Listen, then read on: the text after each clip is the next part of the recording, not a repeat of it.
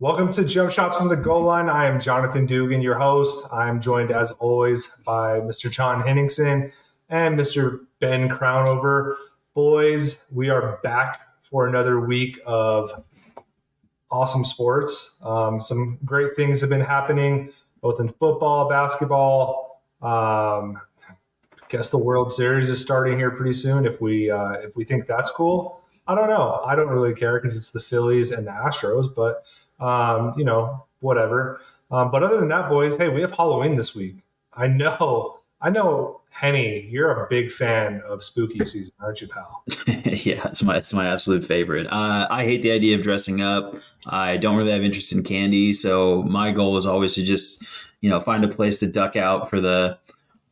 Our neighborhood's like kind of like older folk, so we get like 5 kids at most, and so it's just like the awkward amount of where it's just really riling up your dogs once every 30 minutes to hand out 3 candy bars, basically, and then you end up with a bunch of kids. So I'm just avoiding all of it. Yeah. The long and short is I'm avoiding all of it. Nice. Okay, lock yourself in your living room, drink some brewskis. I'm sure there'll be some basketball on or something that night, so I'm sure you'll be fine. Ben, are you gonna get Guy Fieri'd up or what? That's for work on Monday, dude. I'm not gonna dress up when I take my kids out, but Are you I sure? Are you I, sure, bro? You don't want to walk around the neighborhood in a Guy Fieri costume? yeah, with 2 toddlers, that's gonna really be not creepy whatsoever.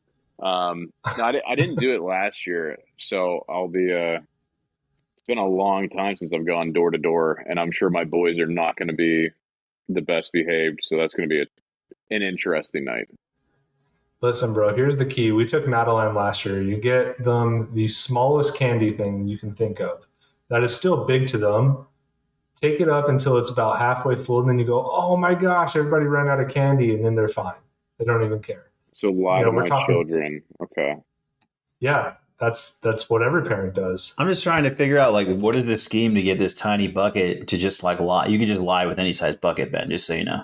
That's Yeah, true. true. I'm just Like I trying to don't make like this as quick as possible for Ben. I just love that this was a master plan leading up to it. Then you just lie to him. Well, I mean, hey, I feel like every good parent, you get a little white lie here or there for your kid, at least For mine did. sure. For sure. So But the intricate plan would be like get a tiny bucket, the bucket's full quickly, you're done. Oh my god, it's full. I can't take anymore. yeah, you don't ever hear mommy and daddy are getting divorced. You hear mommy and daddy are, daddy's going on vacation. That's how that works, right? Halloween's Yeah. Daddy no went for different. milk is, I was like, yeah, like my dad's still on vacation. It's unbelievable. So perfect. Well, hey boys, like speaking of spooky season, Halloween, whatever, right? I was thinking, Henny and I, pretty much all summer had some fun doing some top, fives, top threes, whatever. We were thinking that week. I figured, in all of sports, I feel like you have these guys that come along that are absolutely terrifying. They're terrifying to play against, or they're just straight up scary people. And I figured maybe we can give our top threes, each one of us. You guys mind if I go first? no, go ahead, buddy. Are we I doing an think order? um, One at a time? Three in a I row? think how Henny and I typically do this is we don't really do like a top like one, two, three. If you want to do yours that way, you can. But right, Henny, typically we just list off our people, right? Yeah, but you just want to go round robin, like you go, Yeah, Ben go, I go, you go, Ben yeah, go, I go, or yeah. That sounded like a song, dude. Ben go, you go, I go. But all right, K-pop cool. music, man. That's what it sounds like.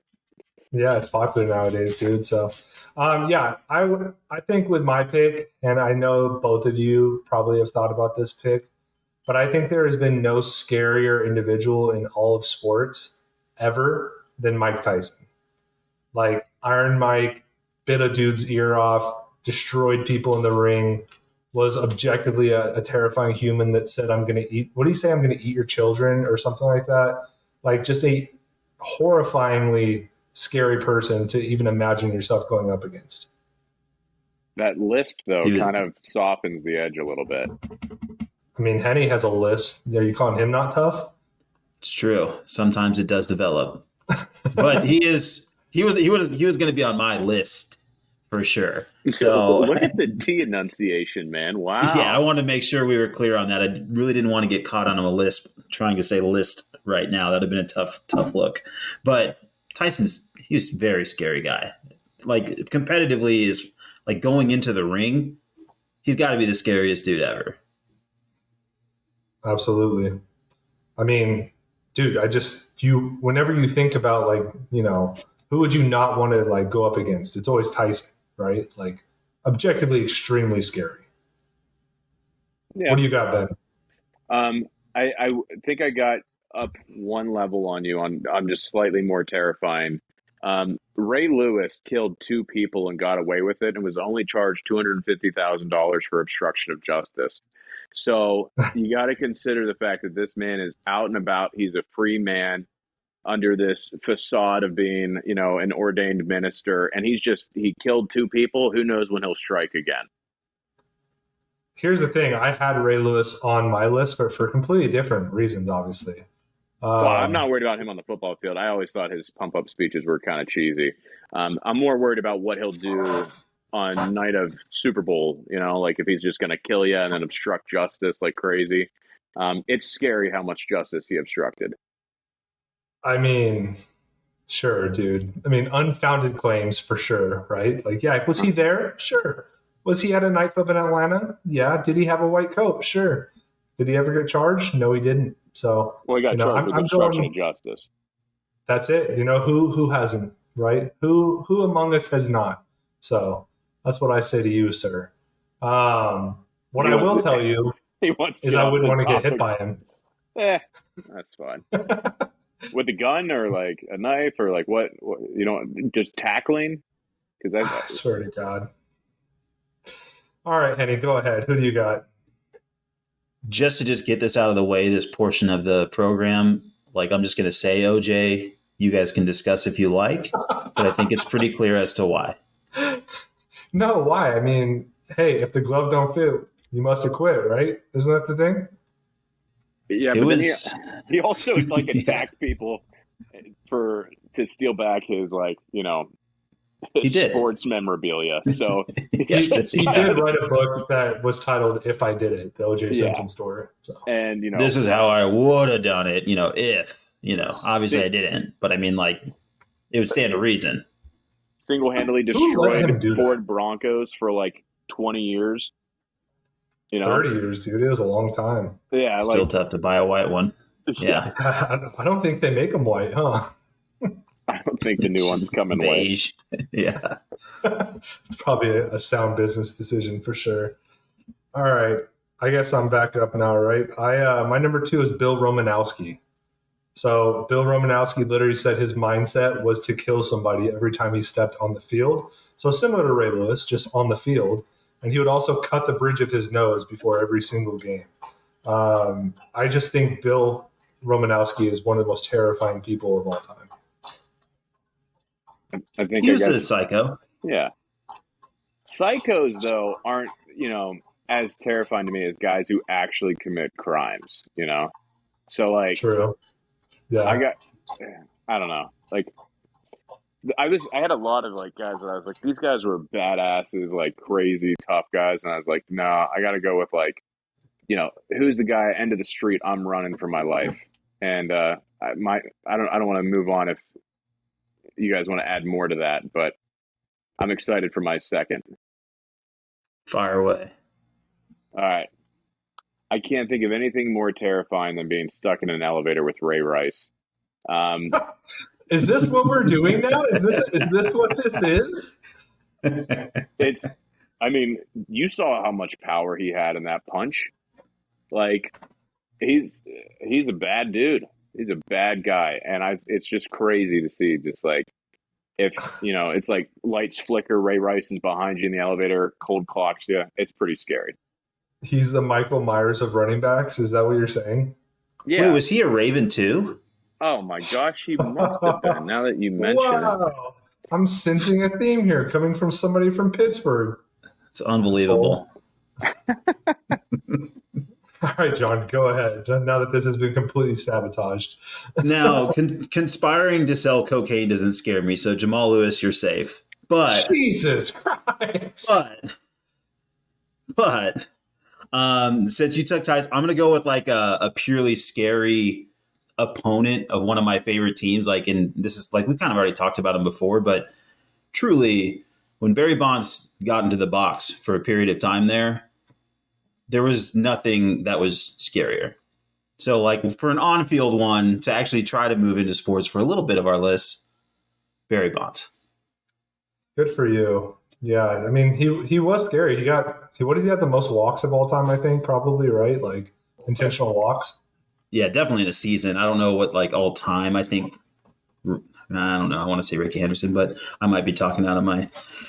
But yes, I mean, no one wanted to touch that man. Every time he threw it over the plate, it was a bomb. So yeah, I mean, I like it, dude. Good pick. My last pick, I would love to keep it on the field, like somebody that would scare me going up against. But I'm going to go with Deshaun Watson. I feel like he's got a lot going on that I wouldn't want to be in the same room, just me and him. I know that I'm not a massage therapist, but you don't know that guy. He's just completely terrifying. And there's a lot that goes into this one. But yeah, he's a scary dude. This list was so serious until you had to go throw that on there, man. You ruined it. I hate you so much right now. I do find it interesting that all of a sudden, now he found a criminal out there. Yeah. No one didn't see anybody in purple. Yeah. No one in purple. Everybody Tyson is a criminal. I said a criminal, all right. Mike Tyson's had his day. He has a little bit of a checkered past. Ben, who's your last one? Give it to me. Come on. Well, so, I considered Terrell Suggs for all of his, assault charges that he got, but I had to go with one that I think is truly more terrifying. Zach Wilson. Roethlisberger. No, Zach Wilson. He is a bad friend, and he'll fuck your mom, which is not cool. So that's pretty scary.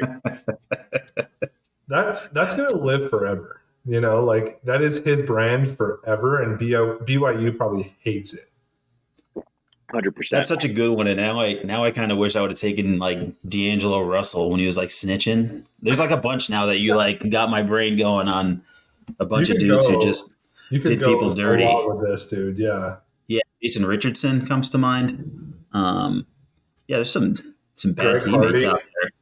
Some bad teammates out there. I might just like fire off a couple. I think like LT should be on this list. Like if we're gonna name all these badass linebackers, like you mentioned, I kind of think LT, but I didn't really like watch LT a lot. Charles Oakley kind of came to my mind. Mm-hmm. Vontaze Burfict was an absolute psychopath out there. Rob Artest. But like I would say the guy that just scares me now is like a guy who's a fan of a team and who I don't ever want to see again in an NBA Finals is Giannis. So take whomever you want off of that list. Charles Oakley was terrifying. Derek Thomas was terrifying to me. And Ben Mathurin might be terrifying people for the next 10 years in the NBA because he might be a psychopath. Nice plug. Yeah, good one. Okay. Yeah, those are all good picks. So good job, boys. I think everybody but Ben did a good job. I can't speak for his picks because I don't think they're that scary. I think they were just good ball players. So I think Ben won, frankly. But I mean, I have OJ, and I'm like, I don't know. The Wilson pick really got me. What's crazy is I'm going to give you credit, though, Henny, because I thought Mike Tyson was the scariest athlete, but your guy killed somebody, like, legitimately. Well, killed two people. I was surprised Aaron Hernandez didn't make it on here because I had him as also, backup. Yeah. He's wow. He. I think it's just because he's gone, So, though I did see today that they're gonna. I think it's who is it? Netflix is making a documentary about him, and John Bernthal, the guy that plays Punisher, is gonna play Aaron Hernandez. And I was like, damn, I cannot wait to watch that. It's just so crazy that that's real. That whole documentary that came out on him a few years back, I was just like, dude, what the hell? And then even like that one, I can't remember who the player was, but he mentioned how he was talking shit to Aaron Hernandez, and Aaron Hernandez looked at him and was like, I will actually kill you.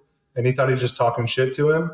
And then come to find out, like, he did kill people, and he said it was like the scariest thing ever. when he looks back on it. Yeah, and so when we're doing Urban Meyer jokes, just remember.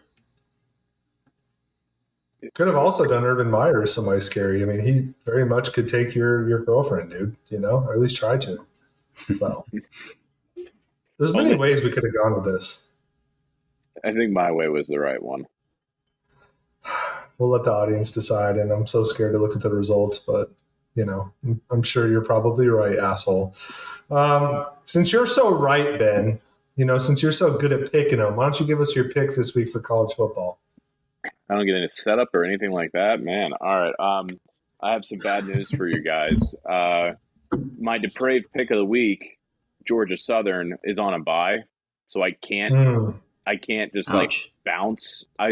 It's funny. I was glad I won. I was kind of hoping to get back on the Old Dominion train, but I'm on a bye week for the depraved pick of the week, and I got honestly some decently. It's a good week for college football. There's some interesting matchups, some ones that I think we might see some Cinderella stories, and I don't necessarily want to start with Ohio State, Penn State, but we can. We got 8. No, wait. How many total do I have? 7 total. So I don't have that many. You guys got a feeling? SEC, Big 10, Big 12, or Pac-12 or ACC? Which one do you guys want first? Oh man, I don't know. Henny, you pick. I picked last time. No, let's just fire up the Big 10, man. Let's do it. All right. The one everybody's got let's circled. Dive right in. The one everybody has circled is Illinois at Nebraska. So obviously Illinois is a Everybody wagon. has that circled, Ben? Everybody has it circled. You guys, I know we were talking about it. There is a scenario where it is possible for there to be a 7-way tie in the Big Ten West. But that assumes the wheels fall off for Illinois. I don't think it's going to happen. The line opened at 8. It moved down to 7.5, but it hasn't really moved anywhere other than that. Illinois is a really, really, really good team. They are on the road, but Nebraska does not scare me. I'm taking Illinois -8 this week on that game. I didn't write down over/under on that. That could be interesting, but I think Illinois probably wins by about 10 to 14 points in that. So it'll be a sweat one that you're kind of worried about all night, but I think that one should be okay. All right. Well, hold on. Before you move on, yeah, you are our Big Ten expert. Can you explain what the hell is going on in the Big Ten West this year? Wisconsin did. Oh, I thought you were going to say with Illinois. Well, Brett Bielema came in and he basically just made Illinois into Wisconsin, which is really kind of crazy. But they got good running game, and that's all you really need to compete in the Big Ten West. The Big Ten West only really has one style of play outside of Purdue. Purdue is, and like we talked about in the Big Ten preview, Purdue is specifically the pass-heavy team that kind of zagged when everybody else zigged, and so you're kind of seeing that Purdue has this way of just losing heartbreakers. They're good enough to be up on anybody in the fourth quarter. The question is, can they hold them? And it doesn't seem like they have been. Them getting beat by Wisconsin kind of killed my prediction, but then again, it is still possible.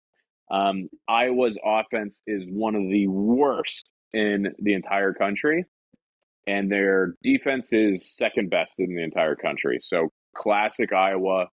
Their games are horrible. The over-unders are 36. They're not fun to watch. They are just a bad, bad, bad team. I thought their offense would be better, or at least slightly better, and they are even worse than last year when they were not good on offense either. They could at least score last year. With Wisconsin, it almost feels like they might have jumped the gun a little too bit, a little too early firing Paul Chryst.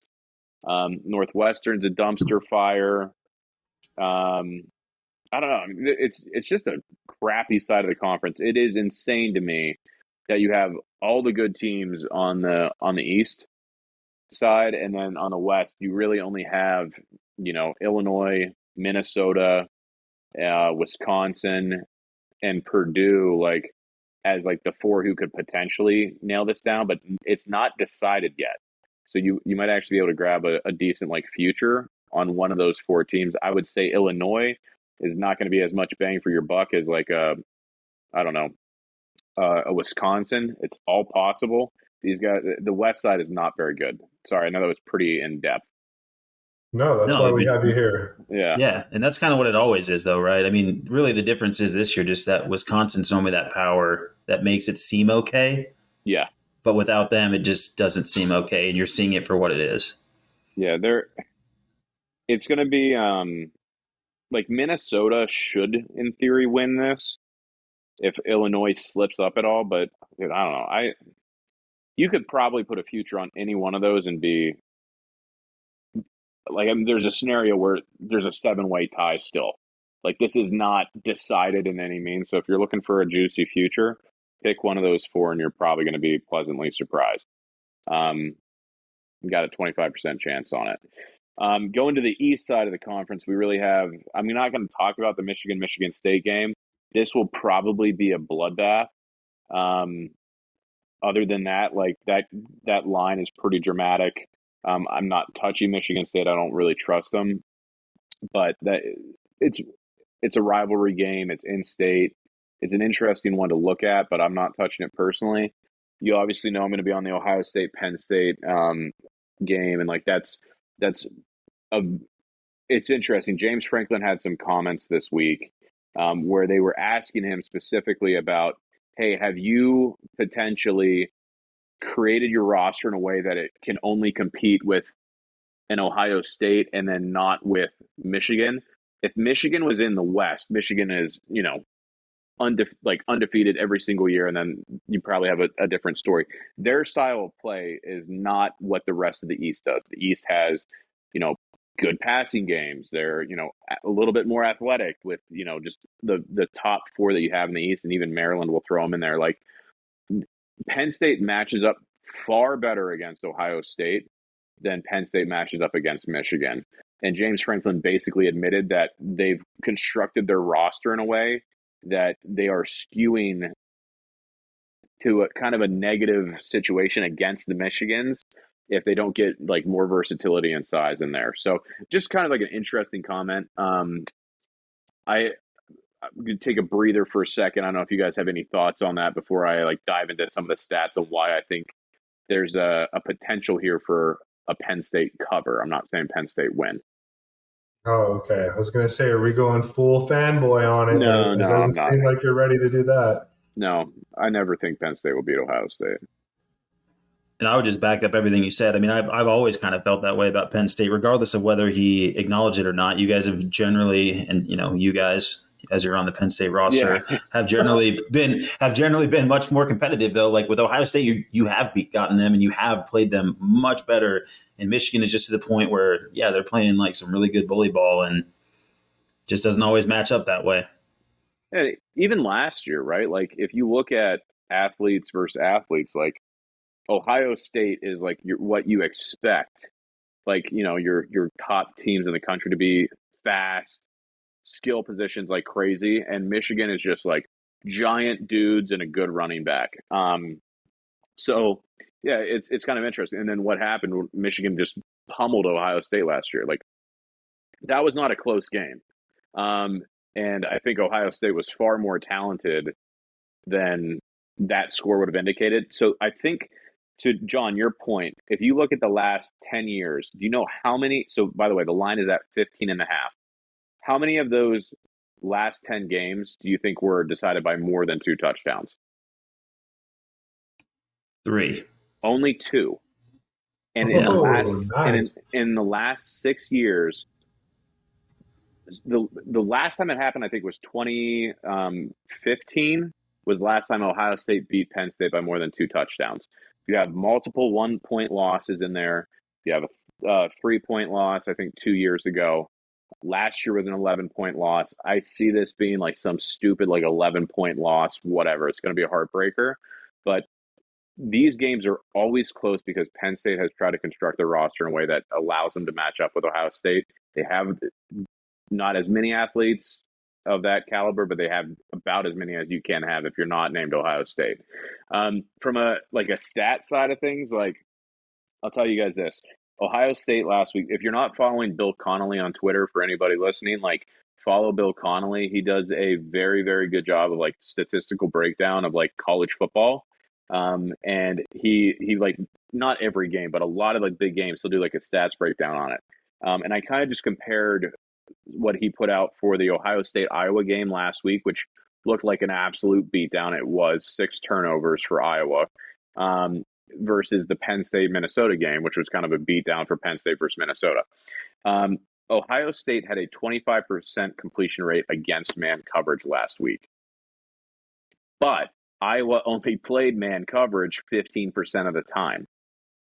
Penn State plays man coverage more than 50% of the time. Penn State has the athletes to go man coverage against Ohio State's receivers. And it was kind of funny. Somebody said something, like asked one of the players this week during like the press conference, like, hey, how do you feel, like, you know, is this the best receiver room you guys have ever seen? And they're like, no, we played against Chris Olave and, you know, Garrett Wilson last year. This room is like last year is probably better. This team's also really good. But like this, if Penn State's able to play man and Joey Porter Jr., this is his like make or break it moment. He does well in this game, like this will cement his first round pick status. But Penn State's very, very good man coverage. They only allowed 50% completion rate, with over 50% of their coverage snaps being in man coverage. Additionally, Iowa blitzed less than Penn State, but had a pretty decent pressure rate. So Iowa blitzed 26% of the dropbacks and got pressure on 23% of those dropbacks. Penn State blitzes 40% of the time with a 35% pressure rate to go with it. So Penn State's going to play man. They're going to blitz a lot. The question is, can they keep Ohio State in a situation where they need to pass? They did a much better job last week against the run. They actually said another crazy thing. I know this is very in-depth, but Penn State hadn't had a true 4-3 on the field until the Michigan game. Last week was the second week that they had a 4-3 on the field. So these guys will probably be in a 4-2-5 a lot of the game. If they're able to kind of play down to a true 4-3, if they start running the ball a lot, I think Penn State absolutely should be able to cover. I know it seems like a homer pick, but there's data behind this. I'm nervous. I never feel like Penn State will beat Ohio State, but I think they can cover a 15.5-point spread. What will you do if Penn State wins?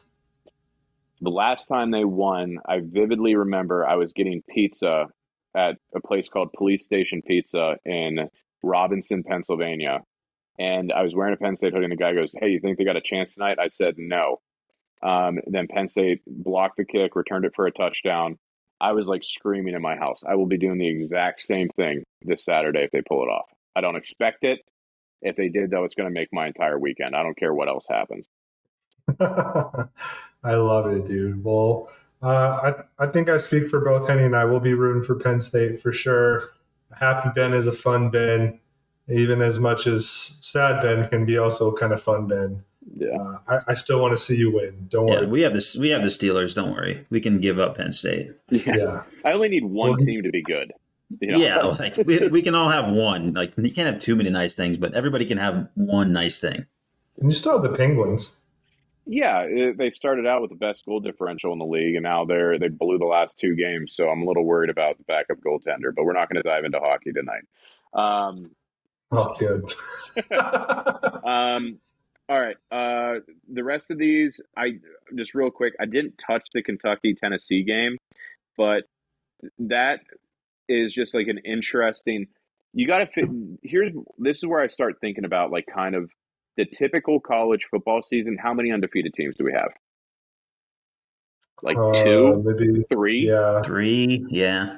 Like some of these Cinderella stories will end. I'm not saying Kentucky's going to beat Tennessee, but last week, you know, that they obviously didn't have the chance for the emotional letdown. They played like, I don't know, UT like directional school of the, whatever. Like they're going from a cupcake, that middle of the season cupcake, back to SEC competition.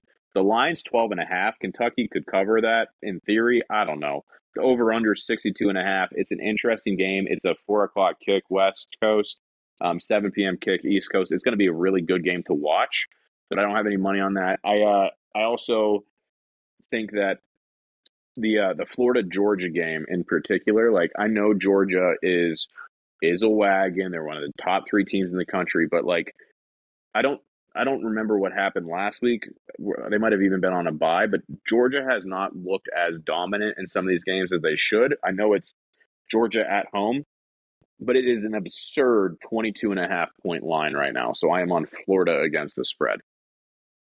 Wow. Okay. Just planning on Georgia kind of shitting the bed a little bit again, huh? Still winning, but shitting the It's bed. a ton of points. I mean, seriously, like I'm over 22 and a half. I'm over 3 touchdowns on this thing. Like that's like a backdoor cover, and I'm cool with it. I don't really care. That's so many points that it's a little too much for what I think could happen. And Georgia hasn't looked as dominant at times. It's like they lose focus. Big 12, I just have 2. I'm very excited for the Oklahoma State at Kansas State game. This is not one I'm taking the spread on because I really don't know what to think on the spread.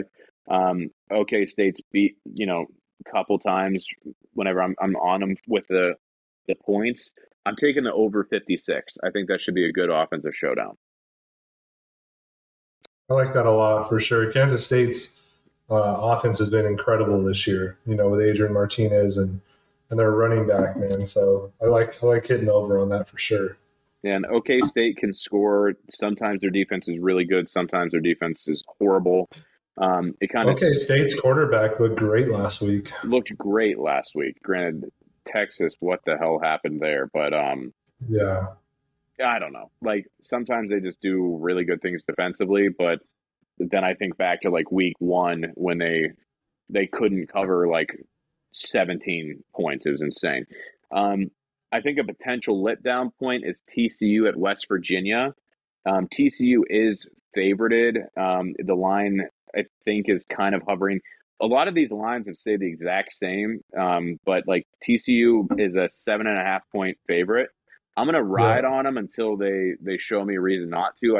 I think this is a potential letdown spot on the road in Morgantown. But TCU's looked really good, and to only get a 7.5 points, top 10 team in the country against a pretty bad West Virginia team. If TCU does what they should be able to do, that should be an easy cover. But then again, it is on the road, and who knows? Crazier shit happens in college football every year.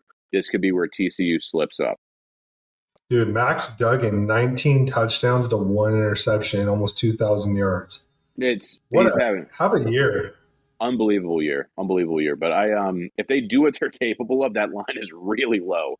And West Virginia is not that good. You're getting a lower spread because it's on the road in Morgantown. But I don't know. Mm-hmm. Something to look at. I hate betting ACC, but Louisville is not good, and Wake Forest is only a 3.5 point favorite. Give me Wake Forest minus 3.5 on the road. And then I'm actually going to end with the U of A game. Oh, really? Yeah. Coming out west. Do you guys know what the over-under is for this game? It is 76.5. It's a shitload of points. And U of A doesn't play defense. Neither does USC. I get it. That might be the highest over-under for the entire slate this week. I'm just taking the under because it's so many points. That's crazy. 76 points. Oh my gosh. I have a general rule of thumb. If you see an over like in the 70s, I'm usually going to take the under. Like once you start getting close to that 80 range, that's kind of in that sweet spot where I know these offenses are capable of it. There's a reason the line is at that, but everybody's going to be thinking to take the over. So I'm being a contrarian. I'm taking the under. I don't love that you're taking the under. Unders don't necessarily mean you lose. It just, True. you got to It figure just means half the just time means that you ahead. don't like football. That's what it means. You're a Big Ten fan. You can watch a lot of Yeah. touchdowns be scored in this game, and it's still Yeah. I can have There's 10 there, yeah, touchdowns. there's a little bit of room for fun in that one, in that Yeah. under. There's still a little room for activities for sure. Still don't love it though. I'd hate to be the guy who's like, I need the 11th touchdown in a game when 10 is plenty for me to have fun. That's where I'm at on that. Also Sure. tough to be praying that they don't hit that 11 touchdown after you've seen 10. Fair. You're like, oh, no way there's going to be 11, right? Dude, these two teams though. Tackle, trip, fall. USC 55, Arizona 42. Dude, these two teams, their offenses are stupid. Like, I know. You obviously have Caleb Williams, 19 touchdowns, only one pick. He's almost got 2,000 yards. He's very Max Duggan-like. I think don't disrespect Caleb Williams. Yeah, I was like, he's chasing Duggan's coattails a little bit. Now, granted, Max Duggan has a special place in my heart for obvious reasons, but Jaden Delora, almost 2,300 yards, 19 touchdowns, 7 interceptions, gunslinger mentality. We love it out here in the West. I watched him blow it against what was it, Mississippi State? Like, dude, the guy's got. He's a gunslinger, Ben. Listen, he shoots from the hip, bro. John, like 3 months ago, was trying to give Wilbur 6 shooters. This is the perfect quarterback for us. That's exactly right, Dugan. It's all just a clever. Just give Wilbur his guns back, baby. He needs them. That's the only reason I think I want to join the Big 12 is I think we can get our guns back. Most likely. But dude, look at the receiving options with this game too, though. Like, this is the 2 best receiving corps in the Pac-12. Like, it's ridiculous. Ben doesn't want to admit it, but U of A has a top 10 receiving corps in the nation. So, it is what it is. I'm just saying, 11 touchdowns is absurd. It could happen, bro.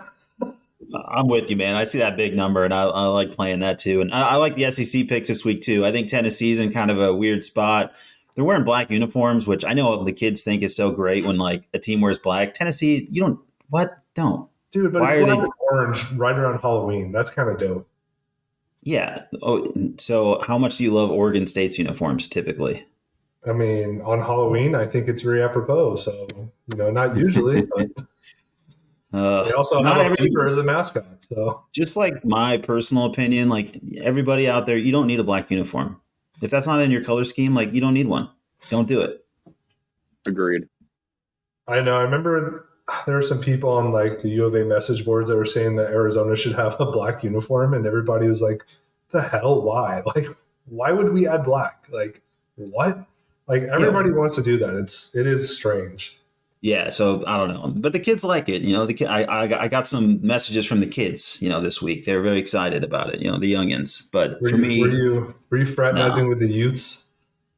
There's just people younger than us that work with us and this and that and here and there in life, and they're excited about black uniforms. Like I guess they've never seen them before. No one's ever worn black, so it's just really creative what Tennessee's done here. Wait till they walk into a Hot Topic, man. They're gonna have their minds blown. Hot Topic is not what you think it is anymore, Ben. When was the last time you were on a Hot Topic? When was the last time you were in a Hot Topic? Yeah, I have a 13-year-old stepson, so okay, I get a pass. It's more like what PacSun used to be back in the day instead of what Hot Topic was when we were growing up. Hot Topic when we were growing up was a interesting place to go into for sure. So what they do to PacSun? Yeah, what happened? PacSun is now PacSun became Aeropostale or what? Yeah, okay, Aeropostale is now American Eagle, and Abercrombie is Hollister. Yeah, what's going on here? Zoomies is still Zoomies though. It's just skater country. So, oh my God, what happened? I'm sorry. I mentioned Tennessee's uniforms, and this is where we are. Yeah, well, such is life. No, I agree with what Henny said, Ben. I think you have a good slate of games. The only ones I definitely want to check out that you didn't mention, I think Utah Washington State is an interesting game to Yeah, watch. that's a juicy one. Yeah, like that one, that could be a lot of fun to watch.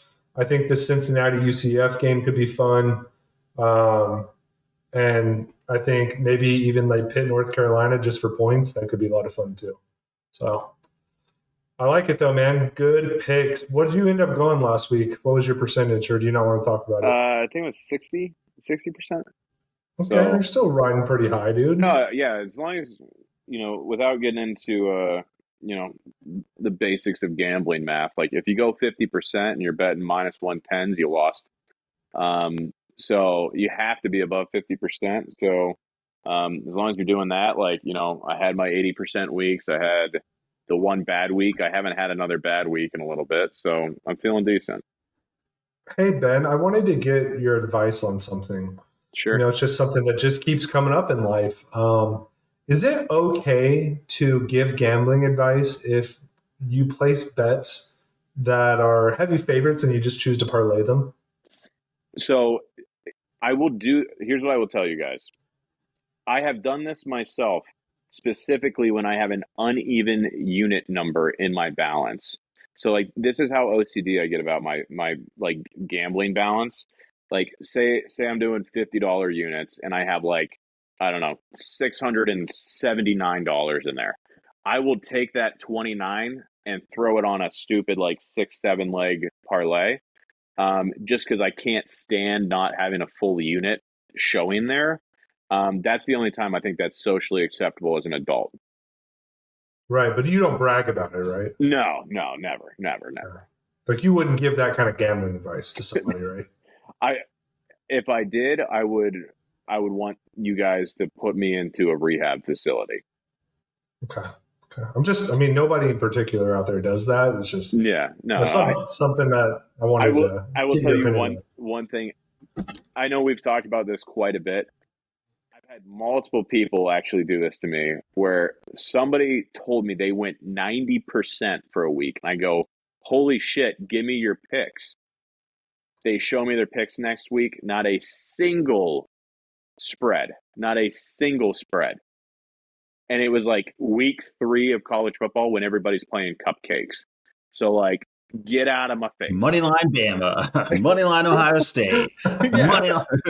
Who's coming with me? I had 10-10. Like, God damn it, man. I've had so many people do that. And I just like, I get so excited for like a good handicapper that I can't stand when that happens. Because it's like the emotional roller coaster. A heart can only take so much, I think we just have to remind ourselves that gambling's only been legal in Arizona for like a little over a year. And there's still some people out there that are learning the culture. Yes. Yeah. What were you going to say, Henny? Yeah, I say it all just reminds me of the blackjack table, right? It's all the same mistakes that you're like, dude, don't do that. And then I'm the same way as you, Ben. Like I like to have that even money. So right, you get those couple extra chips and you're like, all right, now I'm going to throw this weird bet because I can't have these uneven piles. I can't look at these weird numbers.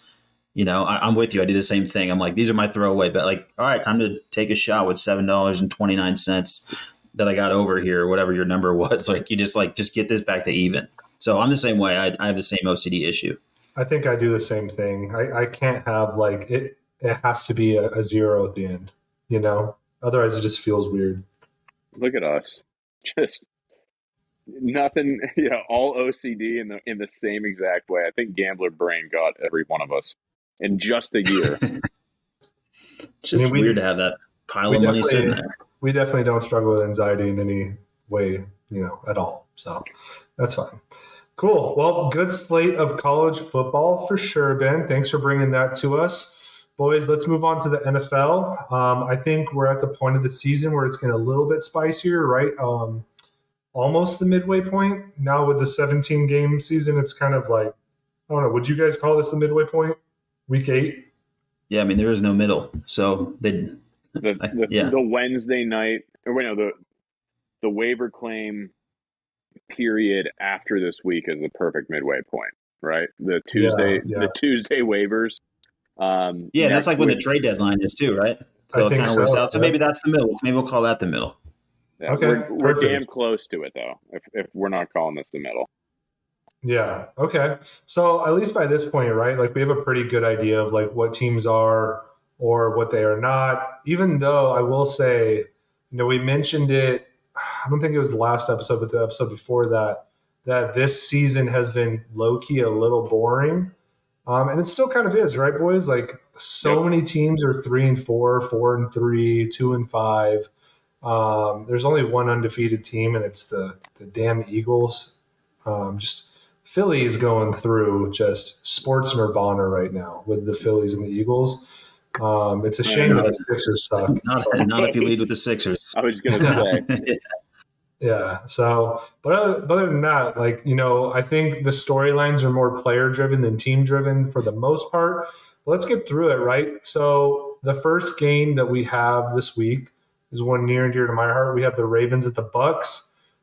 This is going to be a weird game, guys. Both teams are definitely not where we thought they would be by this point, I think. I think, it might be the homer. I mean, it probably is, and Ben's going to clown me for it. But I thought the Ravens would definitely not have 3 losses by this point. I thought their offense would be definitely a lot better than what it's looked, even though Ben's going to make a running back joke in 3, 2, 1. You can't do that to me. You're silencing me before I get a chance to make my comments. Strategy, baby. Anyway, the Bucks are a mess. They've had a bunch of injuries, right? And even going into this game, the Bucks have so many people not playing in this game. The Ravens already have a handful of guys not playing, and Lamar Jackson hasn't looked great the last 3 games, I would say. So it is your typical Thursday night football game where it's probably not going to be a barn burner. It's not going to be a lot of points scored. The Bucks are favored by a point, but I think that's just Vegas telling you, like, hey, we don't really know, right? Like both these teams are kind of a mystery, and Brady's not looking great. Mike Evans is dropping 70-yard touchdowns, and then on the Ravens side of the ball, like they've given up. All 3 of the losses have just been absolute, shit shows at the very end of the game. And I went on record last week saying that I thought Harbaugh should be on the hot seat, and I still believe that if they don't win this game this week, I think going into week 9, the Ravens could have a new coach. Still, I still stand by that. It just seems so fast. I don't know. But like we're talking about, right? Like it's midweek, so I mean, I just knew they were going to beat the Browns last week. I knew you weren't going to fire them last week. I was like, it's so nice to have the Browns on the schedule when your job's on the line. And it's looking pretty good having the Bucks because they look awful. I mean, that was a bad loss. That was the worst loss of the season for any team. Yeah, dude, losing to the PJ Walker led like Panthers after they've already like traded one of their receivers, already fired their coach, like already done this and that. Like, dude, yeah, you're right. Like maybe we're getting McCaffrey. McCaffrey. I mean, tend to forget about that guy because he never plays, but like still, dude, like that was definitely one of the worst losses you could even imagine. I mean, dude, the Bucks are 3-4. Like they have a losing record. I think it's safe to say, like with them having so many injuries, them already having a tough go of it so far, I don't think I'm out of bounds saying that, that might be a fireable offense. But I know the Ravens potentially, they're usually a very patient franchise, similar to the Steelers. They could still win the North, though. Like, that's the thing. Like, if you can still win the North, you can't fire your coach. Yeah, but Ben, let's not act like that's like all that it is usually this year. Like the North is so weak, but also the Bengals are starting to get hot too. Yeah, I'm with Ben though. Like, I mean, why not just like ride it out? I mean, this might be his last hurrah or whatever, but I mean, at this point, you're halfway through the season. You know what you're doing, and like that's it. I mean, it's a winnable division, and not because it's a good division, but because it's a winnable one. I will say this: that back in 2012 when we won the Super Bowl, we had kind of the same start as we did now, and we fired Cameron and went with Caldwell, and we ended up winning the Super Bowl. Our offense completely changed after that. So, I guess if you're going to make a move, maybe you fire that coordinator again. And then if Harbaugh still doesn't get it done, maybe then you wait until the end of the season, right? Maybe that's the move. So do you think they get it done this week? They should. The Bucks are missing like their top 4 corners. They're missing like their whole offensive line. Like they should get it done for sure. It's in Tampa Bay, so that's a little bit tougher. But yeah, I think I'll go on record saying they get it done because I think they know that their backs are kind of to the wall too. So yeah, we'll go Ravens here. Let's take a look at the next game, boys. We got Broncos at Jags. And Russell Wilson gives us a different reason every freaking week to think he is just the weirdest freaking person ever. Right? I do want to change one of my scariest people. I think Russell Wilson might be the scariest person to be in a room with alone. He's a sociopath, huh? What is wrong with this man, dude? 4 hours of the 8-hour flight? Like Chinese in the fucking middle of a plane? Yeah, you just don't care about other people at that point.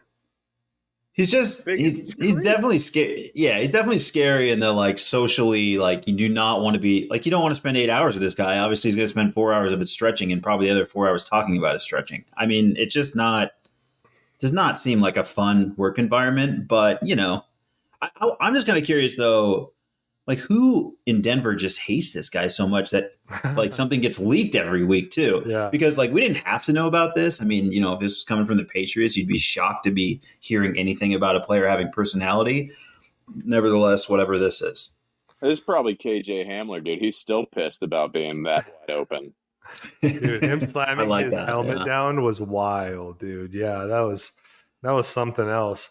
Dude, I don't know. Like, and from what I gather on Twitter, if the Broncos lose to the Jags this weekend, they could go ahead and fire Nathaniel Hackett before his first year's even up.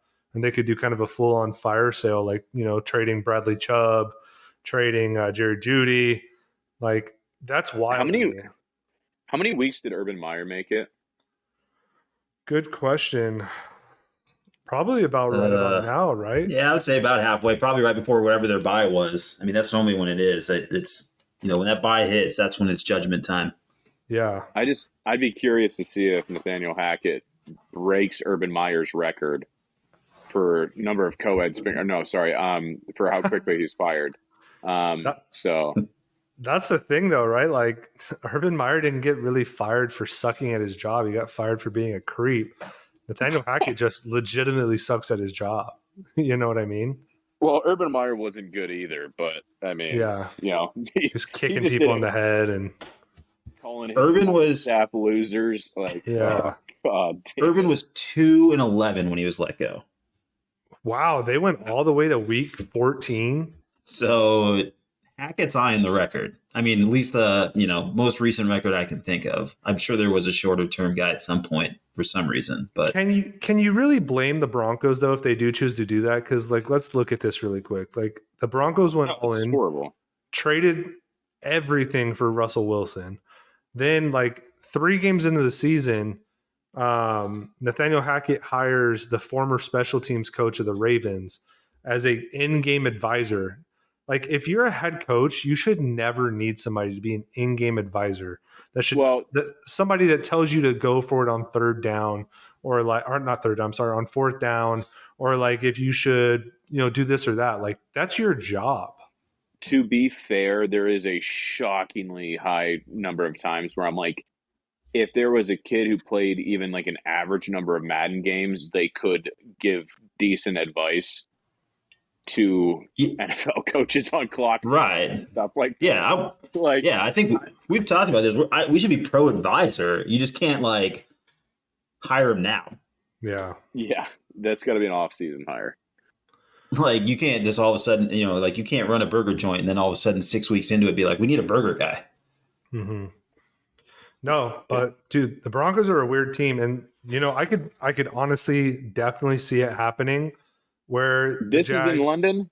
It's in London, dude. Yeah. Jags are undefeated there. This is the true under game. This is the true under. This is going to be a shitty game. I'm not waking up for this one.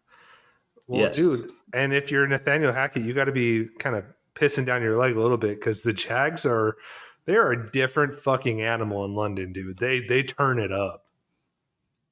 It's their home field. Dude, yeah. 17-7 games, something horribly disgusting like that. Yeah, it's gonna be a barn burner. 100%. It's the Big Ten game of the week this Sunday, coming to you. Oh man. Well, we'll see what happens. Do you guys think that that Russell Wilson plays, or is this whole bullshit about him doing the whole 4 hours of stretching? Do you think that'll actually get him on the field? I mean, you got to figure that he's got to be more limber than he's ever been the whole season. So I would think he plays. And Nathaniel Hackett had to hold him out of that game last week. You know, he had to protect his quarterback. So I think he'll be back. Dude, Russell Wilson just like it's crazy to me that somebody that has the same amount of Super Bowls as Joe Flacco tries to act like Tom Brady. You know what I mean? Like this guy is literally a robot that has been programmed. Like somebody put a microchip on this dude, like how to act like an NFL quarterback, and put it on him. And that's what he acts like. It's so weird to me. I've never seen anything like this. Like 30 years of watching football, I've never seen somebody do this shit. No. He's so weird, man. Like, I don't know, dude. Yeah. Crazy. Well, all right, let's move on. We got the NFC South matchup of the week. The Panthers at the Falcons. Falcons have been sneaky okay this year. Mariota, not too bad. They got beat pretty bad by the Bengals last week. But to be fair, they had a lot of their secondary on the injury report. I don't know if they're playing this week, but it really shouldn't matter, right? You're playing PJ Walker, not a great quarterback, was in the XFL a few years ago. XFL MVP, XFL and MVP. Yeah, and he's on a heater. True. But the Falcons do have a pretty decent defense. I want to make a point really quick. I didn't notice this until right now. Cordero Patterson's been on IR for, I think, 2 to 3 weeks. He had 340 rushing yards before that. Can we talk about what a career renaissance this man has had for the last 2 years? Like, to go from like a gadget player to a kick, like from a kick returner only, to then they're trying to play him at wide receiver more, to just going to a straight up running back and doing really well, like what, year 8 into his career? It's absolutely impressive. How does Shanahan not have this guy? Yeah, right. This is what Debo could be.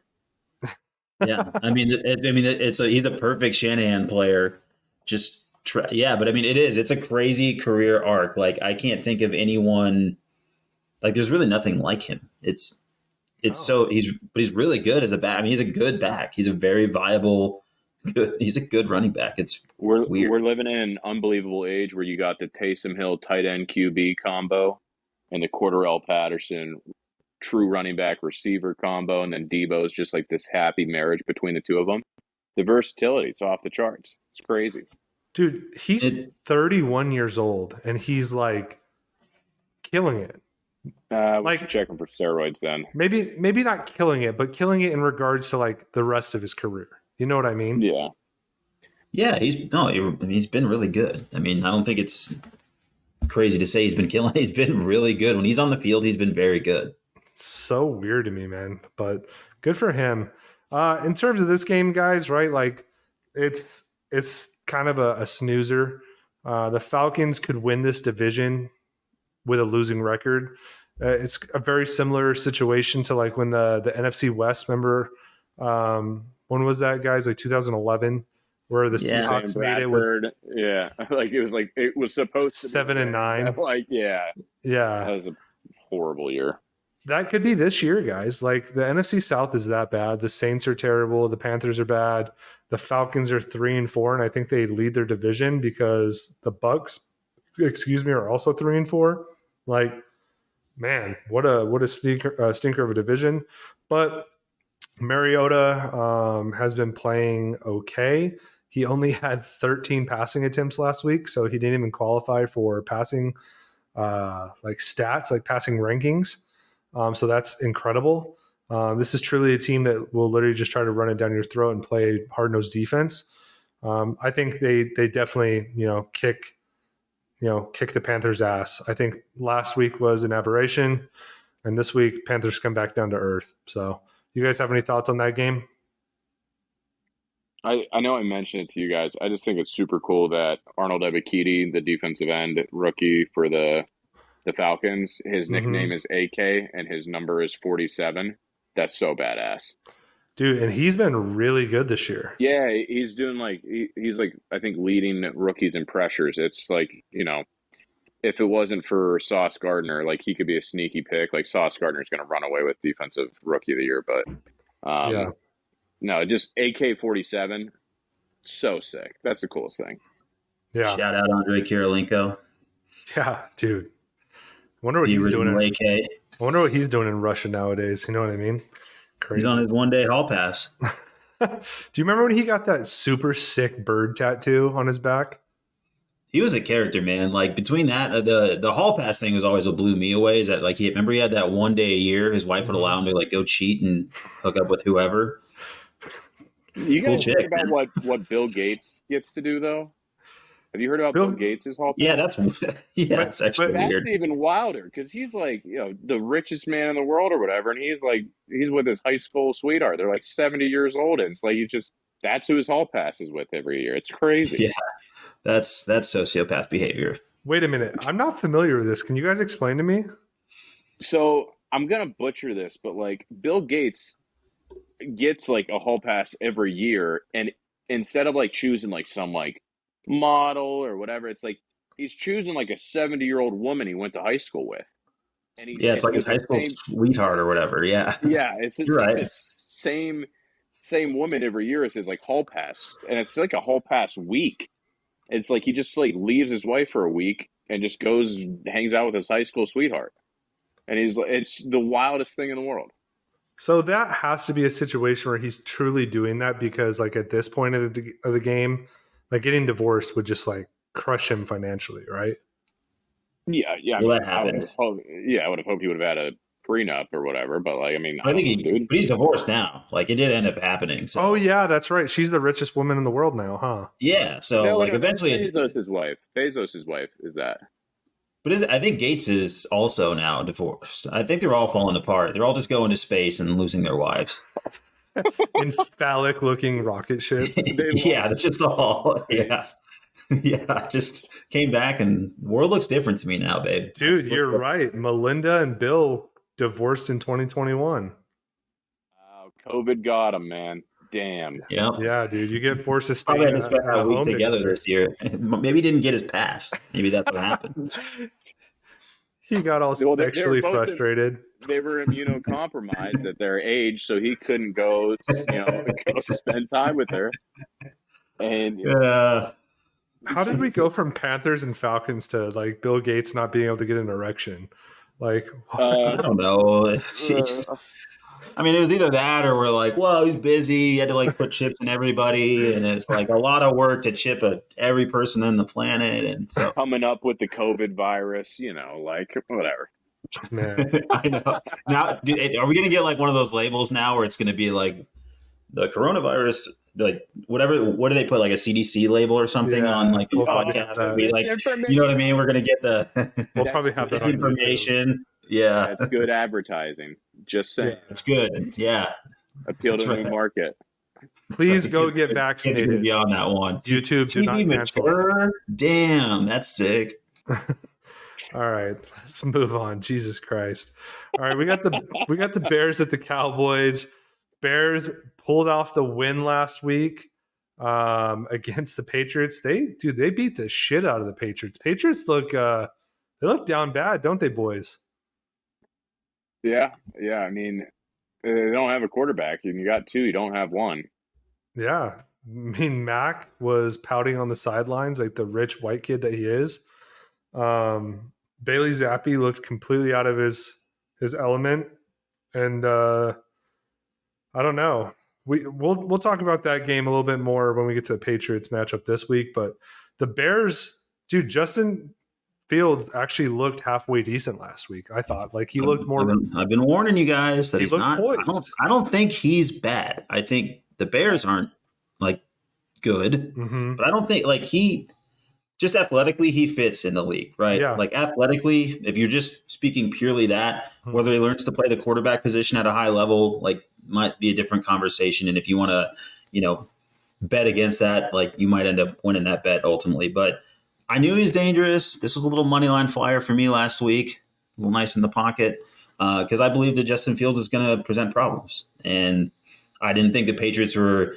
I didn't understand the Patriots hype rolling into this. Like, it's just our natural inclination that if the Patriots like win 2 games in a row, we're like, oh God, here they come. They're a wagon. And then I saw they were going to start Mac Jones, and I'm like, that's not what a wagon looks like. I will say this though, So, you did text us and say that you got kind of nervous when Bailey Zappi got in the game. Well, he started out terrified. Yeah, it was not going well for a minute there. He threw 2 tutties right off the bat. You're right, and then he just kind of imploded. But I don't blame you for being nervous because that man was an absolute problem at Western Kentucky. We say it every week. He was good, very good. The using Justin Fields to actually run just makes sense. It's like what the Giants are doing with Daniel Jones. Yep. Like when you have a dude like that, it's like what the Ravens should do with Lamar Jackson. Like when you got a guy like that who like, there's a reason why Wildcat used to be really effective. It was like, oh, holy shit, there's like 11 dudes who can do stuff now instead of just 10. Like he's an athletic dude. Let him run with it. Now, that being said, I think the Cowboys destroy them. That was a quick little flash in the pan. Like there is a big difference between the Cowboys and the Patriots with Mac Jones / Bailey Zappi. Comes down to one thing, Ben. Micah Parsons. Yeah, exactly. And he's not going to pass on him, but like you got to figure they're going to have a really hard time moving the ball. Hey, Henny. I don't hate the Bears being feisty in this though, because I mean I'm telling you, that's the purest play in football is just getting the numbers right and then letting your athlete run. And if they stick with that, they're going to be a lot more competitive. But go ahead, Dugan. Hey, Henny, do you remember what position did Micah Parsons play at Penn State?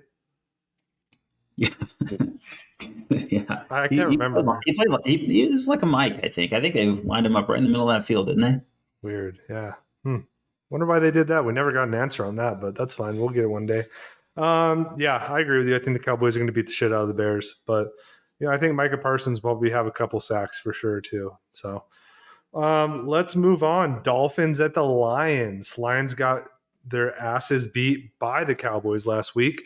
It has not been all fun in Motor City since Hard Knocks. It has been your typical Detroit Lions season. Let me ask you, Henny, has your father-in-law, is he still coming to you for advice on the Lions? I hope he's taken the advice I never gave him and he just turned the TV off. Yeah, that's what I really hope he's done. But I will say this was like this is a very similar over-under around that 51.5 that they got last week with the Cowboys. And I don't see any reason to think that the Dolphins are the explosive offense that we saw early in the season. Teams seem to be catching up. They're leaning on the ground game more. Tua is not looking great, so that's a pretty big number. I know the Lions' defense is bad, but the Lions are now completely inept on offense. Cannot score at all. Well, they're missing all their players, too. High to me. Amon-Ra St. Brown, DeAndre Swift, like they're missing the guys that had them having that great offense. Hawkinson hasn't been great either. He was hurt for a little bit. Because he's an Iowa bum. Anyway. He probably – what was the rumor, boys? He probably pees with his shorts to his ankles or something like that? Yep. You got to pull them all down. Pull everything down. Get it all down to your ankles. You don't want to have any mistakes. Just play it safe. Yeah. It's true. Yep. Boys, did you see the Tua run like 4 plays into the game where he took off and instead of sliding like a sensible person would do, he literally like threw his shoulder into the guy and like tried to just drive him into the ground, and everybody like had a group like grasp or gasp of breath because they're like, oh my God, Tua's head is going to explode. Yeah, I mean, you shouldn't do that in the NFL as a quarterback, but hey, if he wants to shorten his career even more, I'm sure we'd all love to see more slow mos of his fencing response. Save Tua from himself. Hashtag. He's a football guy. Can't help himself. I guess so, man. But yeah, Dolphins, I don't think it's going to be a hugely like explosive game like you're saying, Henny, but I do think that the Dolphins definitely win by at least a couple of tutties for sure. Let's move on to the next one. We got Cardinals at the Vikings. This should be actually a pretty fun game. Um, DeAndre Hopkins being back looks like that is everything that Kyler needed, except a head coaching change. That is still very much in the works. But DeAndre looked good, right, guys? Like in that first game back, what do you have? Like 10 receptions, 115 receiving yards. Did he have a touchdown? Do you guys remember? No, I I don't. don't. I I don't. wasn't. Yeah, I wasn't watching that one closely. I'm not going to lie to anybody here. I don't think he did. I watched it a little bit closely because I picked him. I picked up DeAndre Hopkins in like the 9th round in my fantasy league because people are dumb, um, and he went absolutely off. But Cardinals do look to be a little bit back. I say a little bit. I still think the Vikings are probably gonna do some work on him. I don't love Kirk, obviously, but you know, Justin Jefferson, there's nobody on the Cardinals defense that can stop that guy. And they've been playing pretty well so far this year. They're 5-1. So, you guys have any thoughts on this game? Yeah, no strong opinions. Yeah, me either. Vikings at home. You'd have to assume they continue to roll. I don't see any reason to go against them, but I mean, I wouldn't feel particularly comfortable with it either because I don't trust Kurt enough to mess around with it. Yeah, I mean it's not prime time, so he's at least he'll be all right. He'll be halfway decent. So perfect. Let's go on to the next game. Raiders at Saints. Man, the Saints have been they've been bad boys. Jameis can't even get on the field. Andy Dalton's terrible. Taysom Hill. Was that last week with the slow mo of the interception? Yes, it was. It was Oh Thursday. That was God, Thursday Night Football. that was the coldest thing in the world. I loved that. That was awesome. Yeah, that was probably one of the coolest shots from a football game I've ever seen. Just Andy Dalton absolutely just distraught, and then homeboy just freaking Superman diving into the end zone. Like that was cold as shit. You're completely right, Ben. That was so cool. I would love to see that again.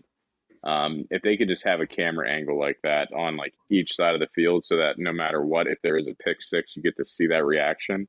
That was incredible.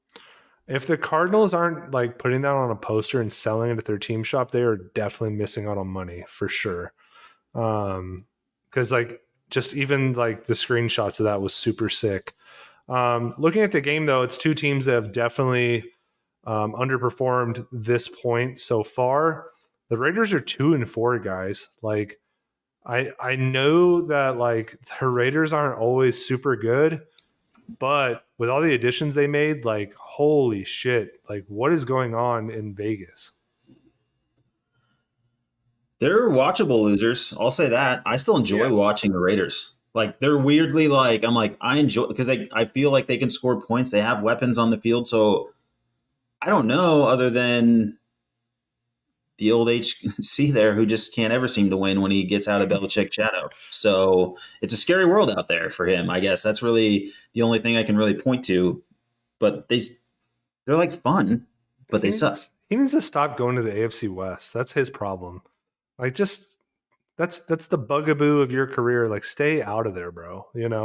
Josh Jacobs looks good though. Like good lord. Like I don't know if you guys watched any of the Raiders game last week, but that dude, he was running the damn ball. That's I feel the like thing. he does that like 1 out of every 6 games, though. This year Like, he's been doing it quite frequently though. his career though, it's like Yeah. he's never been like the dominant guy. Because like the Raiders used to have a great offensive line, and they shipped all the pieces away. So like, I don't know. I'm like I know he can do it, but I've never really been blown away by his talent. Like he's always due for one of those like, oh shit, like yeah, he won them that game. Mm-hmm.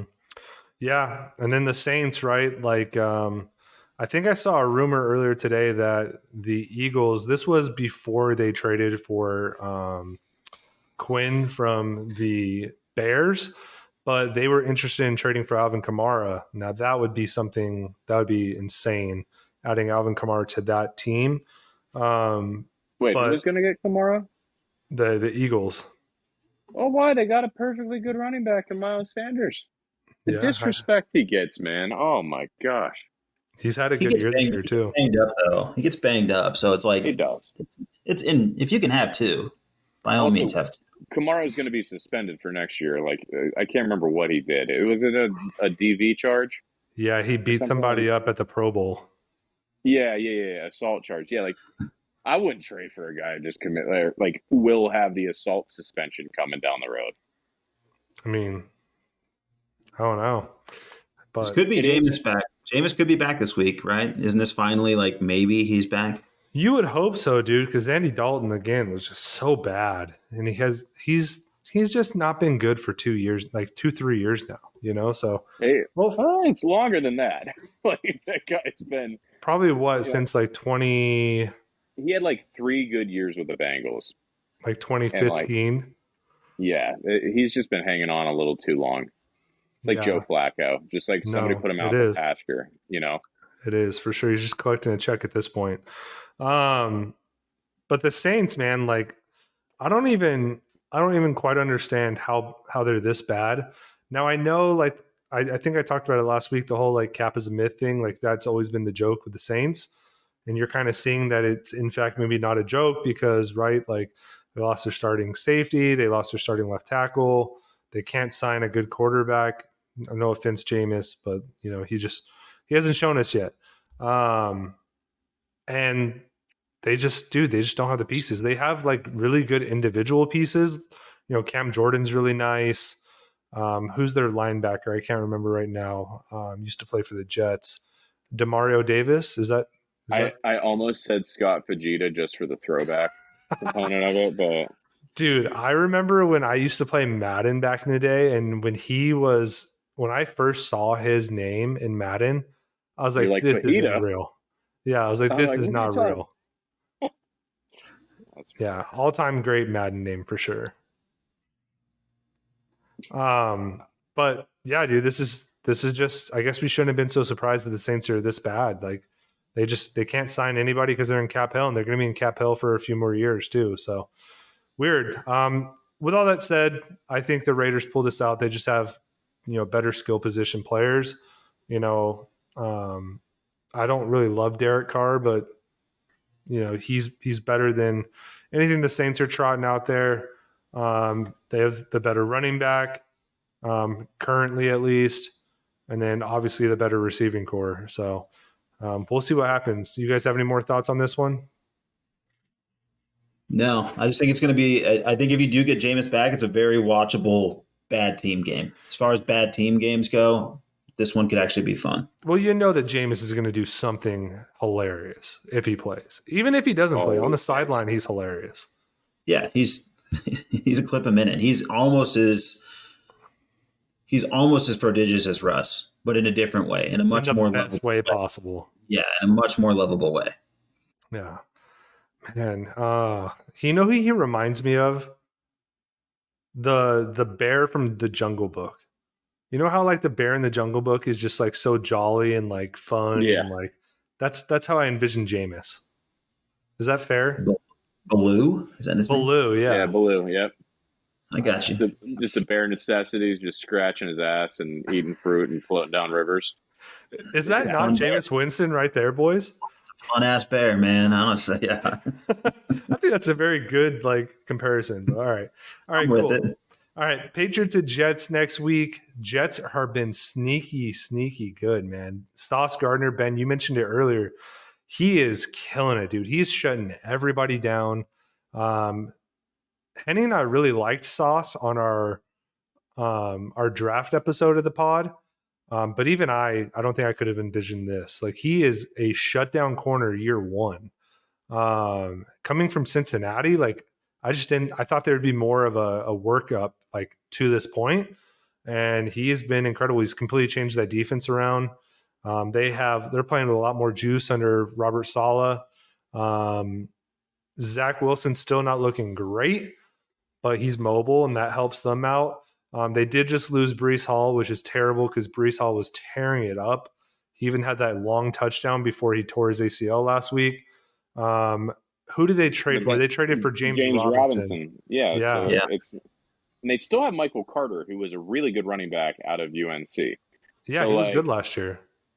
I think Javonte Williams will have the better career of the two of them. Granted, obviously, like the ACL injury, like kind of messed that up. But like that was a really good like tandem backfield. Like you got Carter now, like and Robinson. Like I don't know. It's like they shouldn't really miss a beat from the running back side of things. No, and dude, the rest of their team is playing really well too. So, whereas the Patriots, like we mentioned it before, right, guys? Like they are a mess. Like I know a lot of Patriots fans that are mad that they benched Mac only because like what purpose does that serve, right? Like now you just have two quarterbacks that are kind of fucked mentally. And it's just not looking good. I think truthfully, and I'm not saying this in a dumb way, but I think Bill Belichick really was more reliant on Tom Brady than we tend to think. And I think it's showing nowadays. Yeah, well, to be fair, every good coach has good players like that. You don't, we don't talk about Hugh Jackson being like a great coach, but it's like obviously like he didn't have any good players around him. So it's like I don't know, like I think the coach will always seem to be more dependent on that good player. Yeah. Always. And all of that said, the Patriots are a favorite on the road against the Jets. I think that's just history, huh? That would be so deflating for the Jets fans that I kind of want to root for it. Well, that's why it's going to happen. I just think that's what's going to happen. It just everything seems too right for the Jets right now. So there's just no way it continues. They lose to Bill Belichick and they spiral. Whether they actually like spiral their season, mentally, Jets fans will spiral. It's weird too, man. It's in East Rutherford, so that's so strange. But all right, I would love to see the Jets win only because one of our good friends is a big Jets fan, Henny. So I like seeing Matt Hesse happy. So hopefully the Jets win. Cool. Let's look at this one. Steelers at Eagles. Ben, go off, King. Let's hear it. So I don't know, man. Like last week. It's kind of funny. Like Kenny Pickett seems like he can move the ball, and then he just has the worst interception I've seen since a Jameis Winston interception. Like it's not funny to me though because it's my team. Like objectively, probably hilarious to watch. Like if you're not a Steelers fan, like he's moving the ball. Can't confirm but then he just blows it, dude. I don't know. Like it's funny. I was like watching that game and like. Every Steelers like receivers basically been dropped in my league, and I was like, oh man, like Claypool's putting together a good game. And I look at the box score, and it's like 5 catches, 40 yards. George really Pickens, short like completions. Five catches, like 40 yards. Like the offense is still really inept. The defense has played so much better than they should have without TJ Watt, and like he's either back next week or potentially he was practicing this week. He got activated. Yeah, he has 21 days to come back. Yeah, I don't know if he'll play in this game, but like the defense is in theory good enough to keep these things close.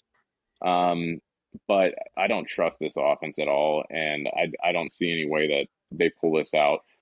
I was talking about this with a dad at daycare, like who's also a Steelers fan. It's just like we were just commiserating about how much we hate Matt Canada and how we need to fire him, but the Steelers won't do it. And I'll just keep beating that drum. Fire Matt Canada, fire Mike Tomlin, burn it down. Who cares? This team is going to be bad for like a decade. I don't believe in Kenny. I don't believe in anything. Are you impressed with George Pickens so far, though? Yeah, but they don't throw him the ball, so it's like, what's the point? Like the guy can do the Odell catch, but that's like one of his 3 catches. Like, I don't know. Like they have the players that, in theory, it should be okay, but like Kenny killed him last week. And I it's like think too, it's your offensive line. I mean, look at Najee. He's averaging 3.2 yards a carry right now. and like, don't get me wrong, like there's issues on the offensive line too, but like, I don't know. Like I've been, the last time the Steelers drafted an offensive lineman in the first round When? was 2012. They went 9 years without drafting an offensive lineman in the first round, and that is insanity. And like, this is how teams crumble. This is how you break quarterbacks. And drafting say they do the right thing, they draft a lineman next year, round 1, and a lineman in round 2. Like, it still isn't going to fix it. Like, this is like a 3-year, 4-year fix now at this point. It's like, is Kenny even alive at that point? Is Kenny the guy at that point? Is he now David Carr? Yeah. Are the receivers gone? Like, I mean, they realistically will be. Like, the Steelers did this to themselves by not investing in the offensive line. And that's what makes me the most frustrated. Yeah. Who was the last pick? Was that Pouncey? No, DeCastro out of Stanford. Yep. If I'm a Steelers fan, I'm just hoping that the guys around Kenny are good enough, like Pickens, who had 100 yards and touchdown last week. If you believe in Claypool, Najee's proven to be a good back. If those guys are good enough, like at least you can get a real read on whether you think, give Kenny the season and you'll know whether you have to go back into the pool for a quarterback. I mean, I think you can start to make that decision. I mean, that's the nice thing is at least maybe you'll know. I think you got to give him another year before you start going that route. But I don't know. Like, it'll be like a year and a half, and like I'll probably be just like throwing my hands up at that point, and like my hands will be 3 times the size of Kenny Pickett's, and then it'll just be, whatever. Man, the Eagles though. Let's not just talk about the Steelers. They've been an absolute wagon, right? They have, and it's Jalen Hurts. I used to talk so much trash. This guy could only roll right.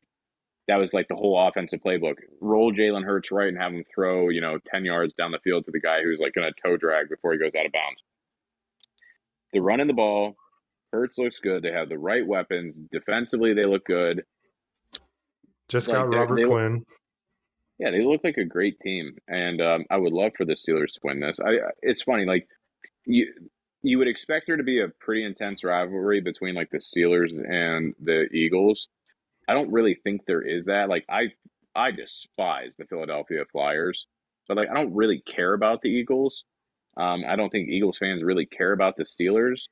I don't know. Like, it'll be an interesting game because it's the battle for Pennsylvania in theory, but like Philly should win this one. I don't know. I think it's probably because it's an NFC AFC thing. You guys don't really play each other that often. Yeah, and like in hockey, you actually have same division, so it's like it makes sense. I would hate them in that, but I don't know. Like it's gonna be, I think, a pretty shitty game. I wouldn't go out of your way to try to watch this one. Yeah, cool. Let's move on to the next game, boys. Titans at Texans. Fun fact: the last 3 times that Derrick Henry has played the Texans, he's gone over 200 yards rushing. Jesus, it is that time of year where he starts doing this. Yeah, he starts out a little bit slower and then just chugs along until it, goes to full speed, kind of just like his running style.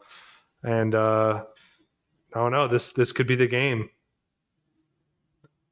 Yeah, and the Texans only beat the Colts. That's their job. So their job is not to beat the Titans. This is where the Titans, will grab a hold of this division by making sure that they go above 500 to finish 9-8 or 10-7, make the playoffs again and disappoint. But I feel like them handling the Texans is pretty much. This is kind of their line in the sand in the AFC South. Titans have kind of turned it around. They're 4-2 now. Now the question is, didn't Tannehill get kind of hurt last week? He's listed as questionable. I think Malik Willis came into the game last week. To be fair, does he even really throw the ball? He just has to hand it off. Yeah, it's like it doesn't change their offense. It doesn't feel like. So you're like, well, all right, it'll be ugly, but I trust the Titans with a good coaching staff to pull it out. Yeah, I do too. Let's look at the next one. Commanders at the Colts, the Carson Wentz Bowl. Matt Ryan is not playing. Fun fact, Sam Erlinger.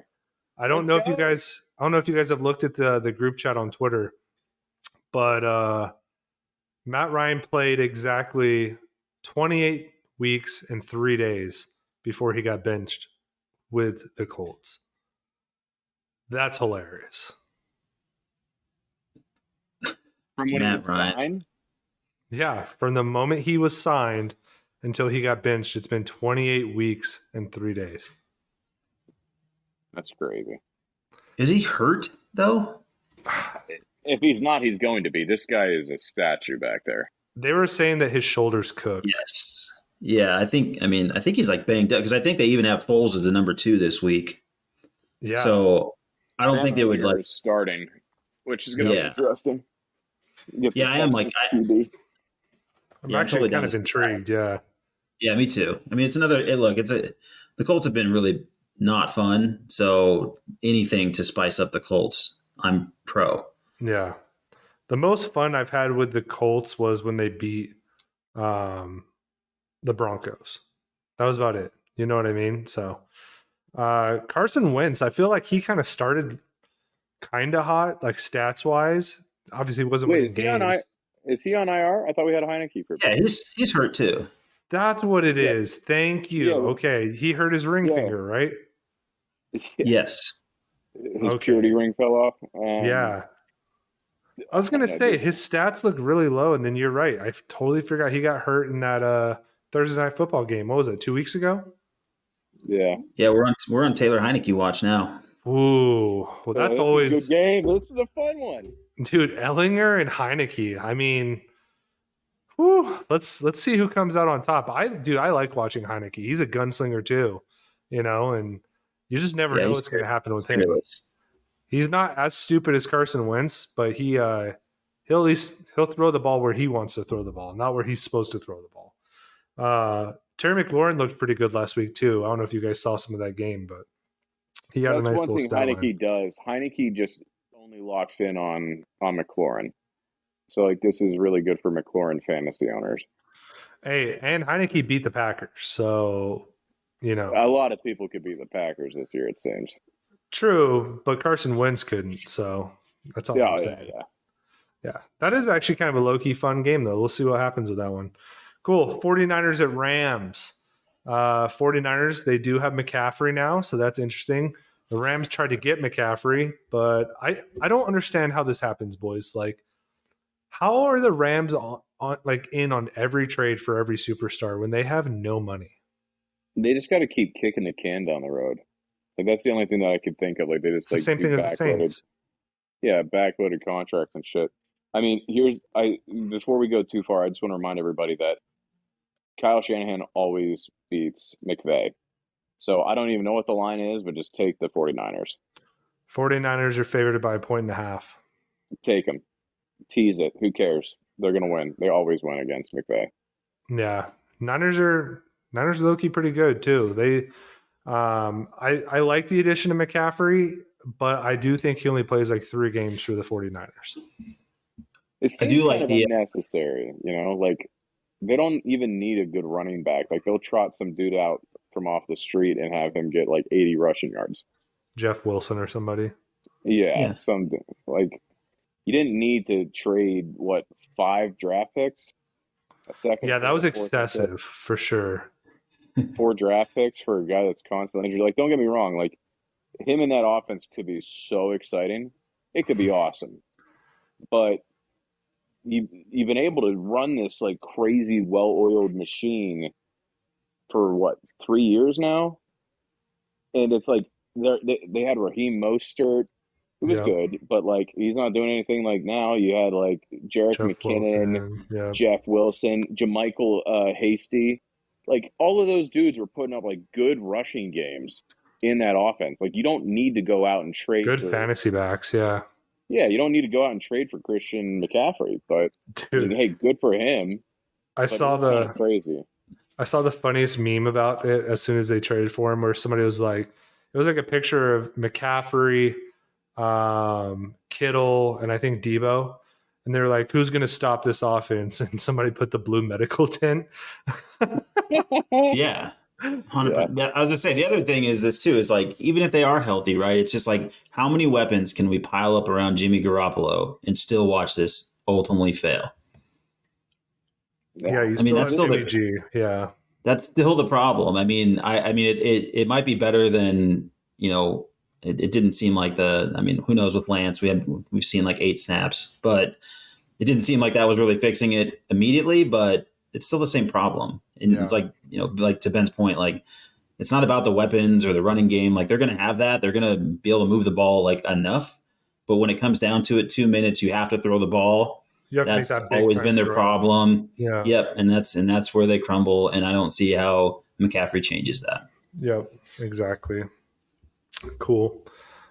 Well, the other game we want to look at, Giants at Seahawks. Man, a couple of teams that have been low-key pretty good out of nowhere, right? Like the Giants, they are 6-1. Seahawks are 4-3 with Geno. Absolutely insane. I can't believe it. Man, Geno's been incredible.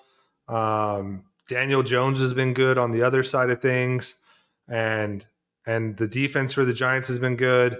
Seahawks beat your Chargers last week, John. I know you probably have some things to say about that.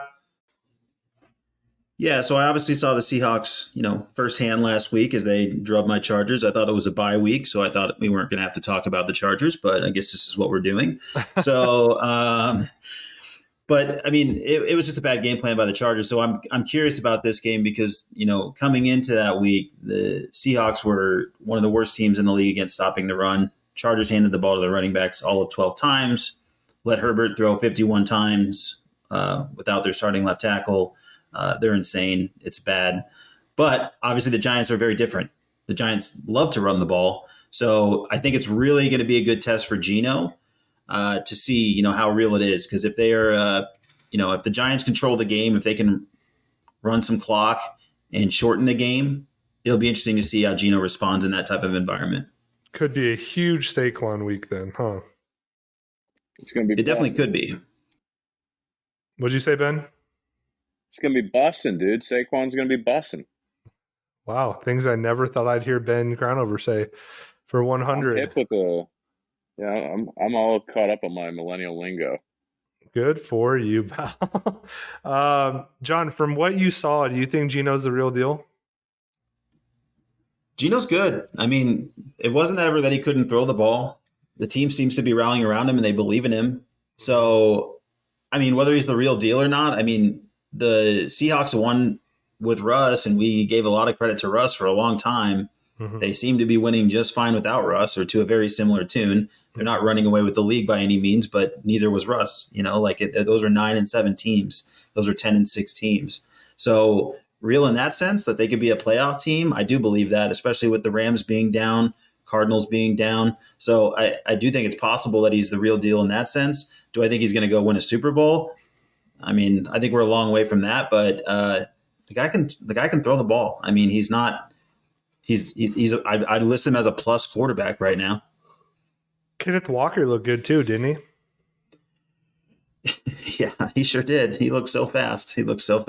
Chargers give up one of those every week too, so it's hard to say. I mean, honestly, I'm so pessimistic about the Chargers and kind of where they are that it was hard for me to evaluate unemotionally or in a way that's super sincere.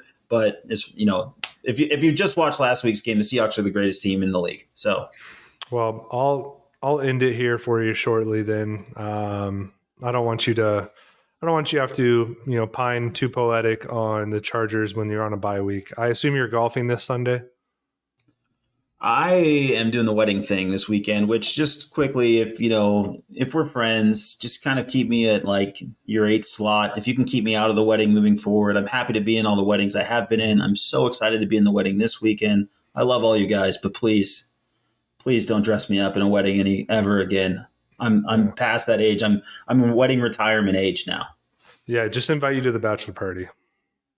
Yeah, I mean, I'll still come to the wedding. I just want to sit down and watch. No, I mean, like, you can be at the bachelor party and come to the wedding. Yeah, I'm still your friend. I'll still come to some of the events and do all the things, but just, keep me out of the pressure spots. Like, I'm too old for this. Yeah, well, you don't have to worry about that with me. I'm never getting married again, good, bad, or indifferent. So I don't know about Benjamin here, but I don't think we have to worry about that anyway. Let's look at the next game. Packers at Bills. I think this is the first time, boys, that Aaron Rodgers has ever been a double-digit dog in his career. Did you guys hear that stat this week? I believe it. They look like dog shit. They are not good. It checks out. And it's not just the fact he doesn't have weapons. Like, A-Rod does not look good. Like, it looks like he's been hitting that ayahuasca all offseason, right? Ever since he got that tattoo, he hasn't been the same. Started dating that witch, like he's a weird cat. It's so weird how him and Tom Brady are both just going through like midlife crises at the twilight of their careers. Like, it's tough to see, man. It's really tough to see. So Bills are a wagon though, right? Like, they are very, very, very good. Josh Allen's incredible. We say it every week. Trying to think, did they make a move? They haven't made a move for anybody yet, right? They were linked to McCaffrey. So. Okay. Yeah, not that I'm aware of. Yeah. Yeah. If they make one move, like, good Lord, that team's already loaded. The Packers are going to get blown out. I could definitely see them getting beat by 3 touchdowns, which would be objectively hilarious. I would love to see that. Last game, October 31st. Can you guys guess who's playing that day on Halloween? All the orange. By God, it's all the orange. It's the Bengals, black and orange, against the Browns, just orange. I wonder why the NFL did that, huh? Pure coincidence? I think not. Bengals are going to absolutely smack the Browns. The Browns are terrible. Ravens played them last week. I saw it firsthand. The Browns suck. Jacoby Brissett's terrible. Nick Chubb is the only good thing on that team. It's going to be a snooze fest. Ben, do you have any thoughts on this? It's AFC North. No, I mean, not really. I think the Browns so desperately need Deshaun Watson back, but until it happens, like, they're going to be. Have you got a lip in right now, bro? What? you got a lip in right now? I don't know what you're talking about. Yeah, probably. Yeah. Go ahead, man. I had to point that out real quick. No, you're good. This is a dip positive podcast. I don't know. Like, this should be an easy Bengals win. I don't think it's going to be a fun game to watch. Nick Chubb is a good player on a bad team. Yeah. It sucks for him. Yeah, it does suck for him. Cool, Bengals guys. are back. Burrow looked good. Burrow looked good last week. Like, yeah, this is kind of a no-brainer to me, but a cute theme party by the NFL. Yeah, cute. Thanks, NFL. We love what you're doing. Perfect, boys. Well, you know what? Some good football on this weekend. Some good basketball going on too that Ben is for sure going to watch. The Suns are a wagon. They're just tearing the champs down.